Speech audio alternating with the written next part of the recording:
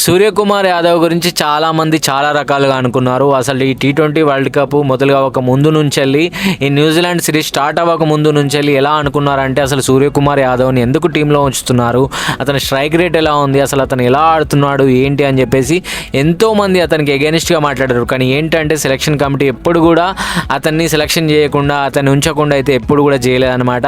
సూర్యకుమార్ యాదవ్ ఏంటంటే కొన్ని రోజులు అతను ఫామ్ అనేది లేదు. వన్స్ అతను ఫామ్లోకి వచ్చిన తర్వాత ఎక్కడ కూడా అసలు నాన్ స్టాప్గా అసలు తగ్గేదే లేదన్నట్టు ఆడుతున్నాడు.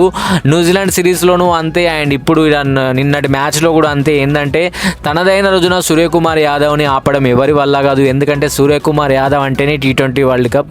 అతని యొక్క స్టార్డమ్ ఏంటనేది, అతని యొక్క స్టామినా ఏంటనేది ప్రతి ఒక్కరు తెలుసు. తనదైన రోజున తను ఎలా ఆడతాడు, ఎలా గెలిపిస్తాడు, ఎలా షాట్లు కొడతాడు అనేది ప్రతి ఒక్కరికి తెలుసు అన్నమాట. అందుకే సూర్యకుమార్ యాదవ్ని డ్రాప్ చేయడం అనేది ఎవరైతే మాట్లాడారో వాళ్ళకి ఇప్పుడు ముక్కున వేలేసుకునేలా చేశాడు అనమాట సూర్యకుమార్ యాదవ్.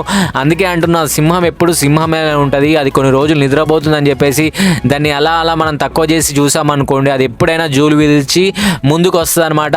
సేమ్ అలానే సూర్యకుమార్ యాదవ్ కూడా అంతే. కొన్ని రోజులు అతనికి ఫామ్ లేకుండా పోవచ్చు, కానీ తర్వాత ఫామ్లోకి వచ్చిన తర్వాత అతను ఆపడం ఎవరి వల్ల కాదు. అండ్ ఏంటంటే అతని క్యాప్టెన్సీలో ఎక్కువ మ్యాచ్ కూడా ఒక్క సిరీస్ కూడా మనం ఓడిపోలేదు అనమాట. ప్రతి సిరీస్ మనం గెలుచుకుంటూ వచ్చాం. నిజంగా సూర్యకుమార్ యాదవ్ లక్ ఇచ్చామన్నమాట. అతని టాలెంట్ ఏంటనేది ప్రతి ఒక్కరు తెలుసు. తనదైన రోజున తను ఎలా ఆడతాడో కూడా ప్రతి ఒక్కరు తెలుసు. ఇప్పుడు తన మ్యాచ్లో తను ప్రూవ్ చేసుకున్నాడు. ఖచ్చితంగా చెప్తున్నాను, ఈ టీ20 వరల్డ్ కప్లో సూర్యకుమార్ యాదవ్ ఖచ్చితంగా మంచిగా రాణిస్తాడు. అండ్ మనకు ఇంకొక వరల్డ్ కప్ కూడా తీసుకొచ్చి పెడతాడని నేనైతే నమ్ముతున్నాను. అండ్ మీరేమనుకుంటున్నారు మరి సూర్యకుమార్ యాదవ్ గురించి, తన యొక్క ఆట గురించి, నిన్న అతను ఆడిన ఆట గురించి మీరేమనుకుంటున్నారు అనేది కామెంట్ చేయండి. And thank you so much.